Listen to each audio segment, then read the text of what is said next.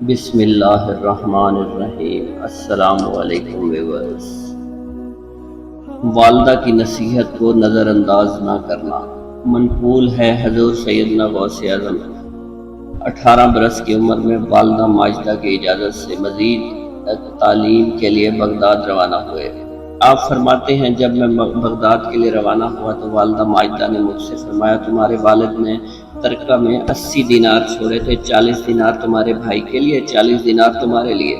تمہارے دینار میں نے تمہاری قمیص کے اندر ہی سی دیے ہیں۔ میں نے والدہ ماجدہ سے نصیحت کی درخواست کی، انہوں نے فرمایا اللہ عز و جل کے احکام کی پابندی کرنا، حرام سے پرہیز کرنا، خواہ کیسے بھی حالات ہوں جھوٹ نہیں بولنا۔ حضور سیدنا غوث اعظم فرماتے ہیں میری والدہ اس بات کو جانتی تھی کہ بغداد میرے لیے نیا شہر ہے، وہاں میرا کوئی دوست ساتھی غمخوار موجود نہیں، اس لیے انہوں نے ایک سرد آہ لینے کے بعد مجھے اللہ کے سپرد کیا۔ میں بغداد جانے کے لیے قافلہ میں شامل ہو گیا۔ جب یہ قافلہ شہر کی حدود سے باہر نکلا تو راستے میں 60 لٹیروں نے قافلے پر حملہ کر دیا، قافلے کا تمام مال و اسباب لوٹ لیا۔ لوٹ مار کے دوران ایک شخص میرے پاس آیا، پوچھا اے لڑکے تیرے پاس کیا ہے؟ میں نے کہا 40 دینار۔ وہ شخص میری بات کو مذاق سمجھ کر آگے بڑھ گیا۔ اس کے بعد ایک اور شخص میرے پاس آیا، اس نے بھی مجھ سے یہی سوال پوچھا۔ میں نے بتایا 40 دینار۔ وہ بھی میری بات کا مذاق اڑا کر آگے بڑھ گیا۔ کچھ دن بعد یہ دونوں لٹیرے اپنے سردار کے پاس گئے، میری بات بتائی۔ اس سردار نے مجھے بتایا دریافت کیا کیا واقعی تمہارے پاس 40 دینار ہے؟ میں نے اسے بتایا میری بغل کے نیچے سلے ہوئے ہیں۔ سردار نے قمیض کو ادھیڑ کر دیکھا، 40 دینار برآمد ہو گئے۔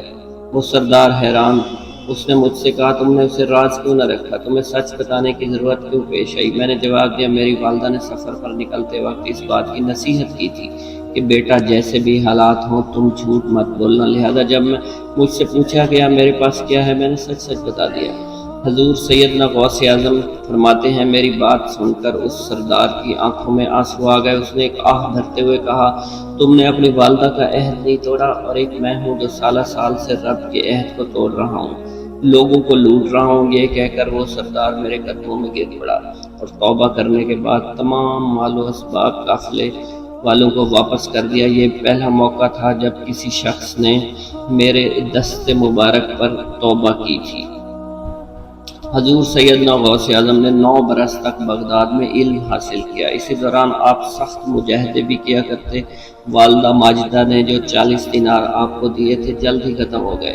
آپ کو گزر اوقات کے لیے بے پناہ مشکلات کا سامنا کرنا پڑا، مگر اس سے آپ کی استقامت میں کمی اور فرق نہیں آیا۔ حضرت شیخ طلحہ بن مظفر سے منقول ہے، فرماتے ہیں حضور سیدنا غوث اعظم نے مجھے بتایا بغداد میں قیام کے دوران اکثر و بیشتر کھانے کو کچھ نہ ملتا تھا، حتیٰ کہ ایک مرتبہ میں 20 روز تک فاقے سے رہا۔ میں ایوان کسریٰ کی جانب چل پڑا، وہاں دیکھا 40 اولیاء مجھ سے پہلے وہاں موجود تھے۔ مجھے دیکھ کر شرمندگی ہوئی، واپس ہو لیا۔ حضور نے فرمایا اس دوران میری ملاقات اپنے ہم وطن سے ہوئی، اس نے مجھے کچھ رقم دیتے ہوئے کہا یہ میری والدہ ماجدہ نے دی ہے۔ میں نے وہ رقم لی اور واپس ان اولیاء کے پاس آیا، ان میں رقم تقسیم کی اور بقدر ضرورت خود بھی رکھ لی۔ انہوں نے مجھ سے دریافت کیا یہ کہاں سے آئی؟ میں نے انہیں بتایا یہ رقم میری والدہ نے بھیجی ہے، اور مجھے یہ اچھا نہ لگا کہ میں یہ ساری رقم خود رکھ لیتا۔ پھر میں نے بغداد واپس آ کر باقی ماندہ رقم سے کھانا خریدا، فقراء کو بلا کر اپنے ساتھ بٹھایا اور ہم نے کھانا تناول فرمایا۔ حضرت شیخ عبداللہ سلمہ سے منقول ہے، فرماتے ہیں مجھے حضور سیدنا غوث اعظم کی صحبت میں رہنے کا موقع ملا۔ آپ نے ایک مرتبہ بتایا کہ میں کئی روز سے فاقے میں تھا۔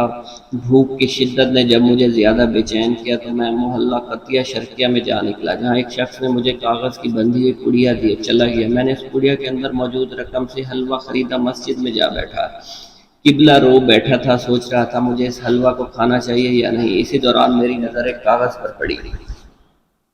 میں نے اس کاغذ کو اٹھا کر دیکھا، اس میں تحریر تھا ہم نے کمزور مومنین کے لیے رزق کی خواہش پیدا کی تاکہ وہ بندگی کے لیے اس کے ذریعے قوت پائیں۔ میں نے جب یہ عبارت پڑھی میرے بدن پر کپ کپی طاری ہو گئی، خوف خداوندی سے میرے بدن کے تمام بال کھڑے ہو گئے۔ میں نے اس حلوہ کے نیچے سے اپنا رومال نکالا، اسے وہیں مسجد چھوڑ کر 2 رکعت نماز ادا کر کے واپس آ گیا۔ سبحان اللہ۔